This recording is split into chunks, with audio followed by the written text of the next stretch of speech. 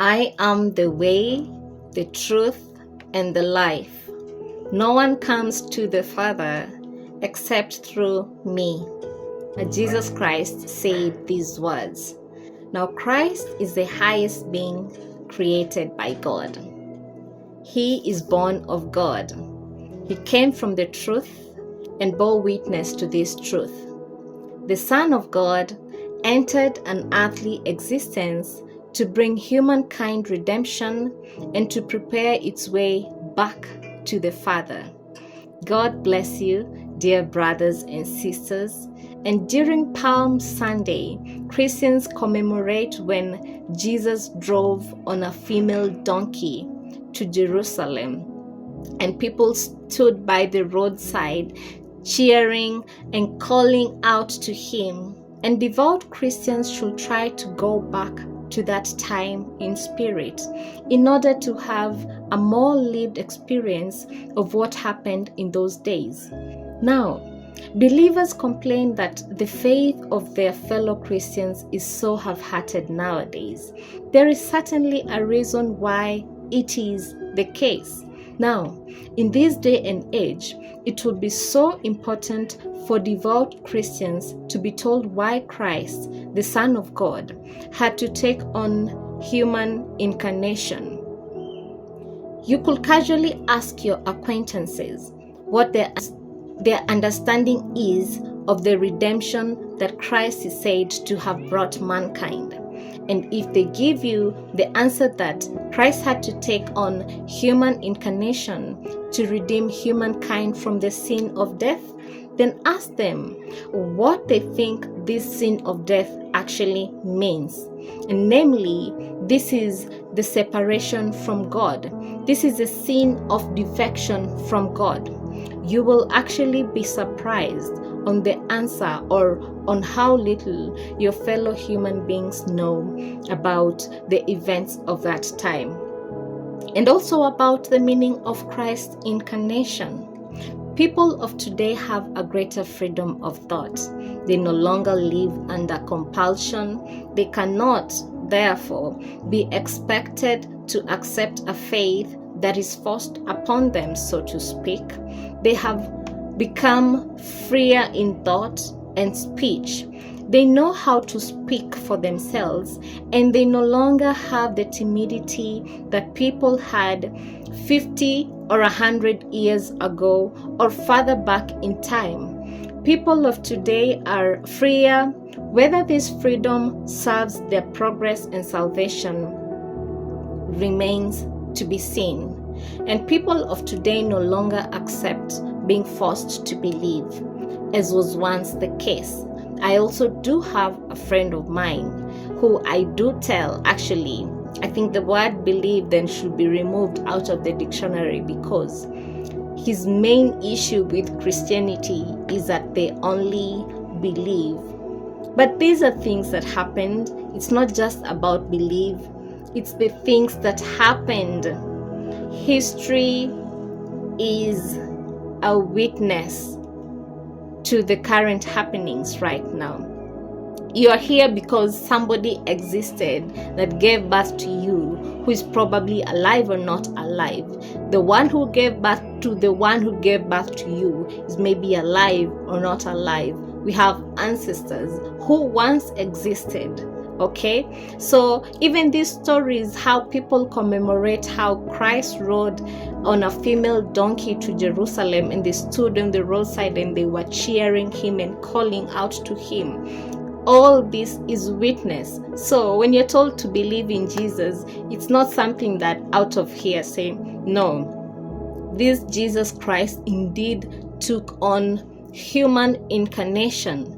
So people of today no longer have to be forced to believe, as was once the case. And in previous years, I have explained and clarified so many things that are misinterpreted and misunderstood in Christian teaching. Human beings established dogmas, and people were shackled to these dogmas, and in part remain shackled. They speak of the truth. They themselves say that Christ, the Son of God, became human. But they give it no further thought. They speak the truth, but they do not believe it. But if Christians are given these holidays to commemorate past events, it should also be possible for them to deepen themselves in faith and to bind themselves more closely to that which is divine, to the other invisible world, and to not simply disregard it, because that is what many Christians do nowadays. They disregard any topic about spirituality. Christians had to accept and believe back then, and now it was not given any further thought. But when I try to clarify various things, I do so because I want to awaken your innermost, because I want to speak to you in the depths of your soul.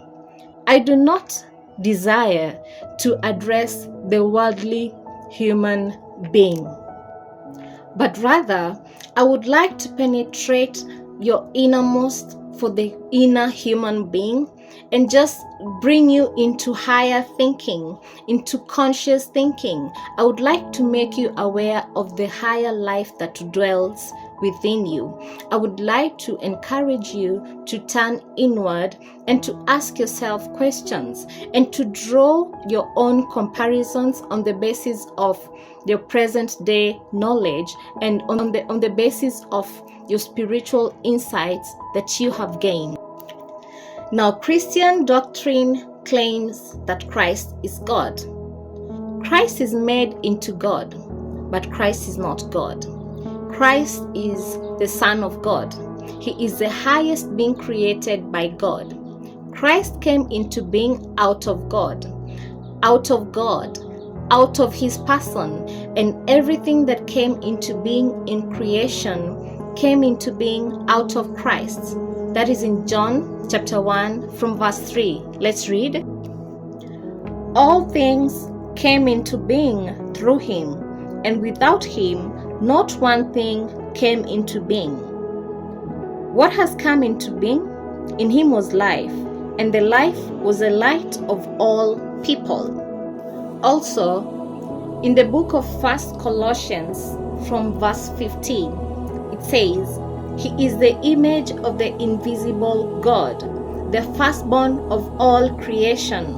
For in him all things in heaven and on earth were created, things visible and invisible, whether thrones or dominions or rulers or powers. All things have been created through him and for him. Therefore, truths are indeed spoken, but no one believes. How essential it will be for Christendom to know why Christ had to enter this human existence. And over the years, I have often explained the reason for this incarnation, but I must return to it time and again. After all, the fact that Christ had to take on human incarnation must have had a reason. This reason lies with humanity and with those in the lower spiritual spheres, that is, those in the realm of the dead. Christ did it for them. And Christians must know this. After all, it's also said in the Apostles' Creed that after Christ died on the cross, he descended into hell, and there he led the battle against Lucifer and emerged as victor. As I have especially emphasized in recent times, this is when the last judgment took place, or the final dispensation of justice, the laying down of the final laws of creation as pertaining to the ascent of the fallen spirits, which are to be valid. They are to be valid for all time. For all time. Okay?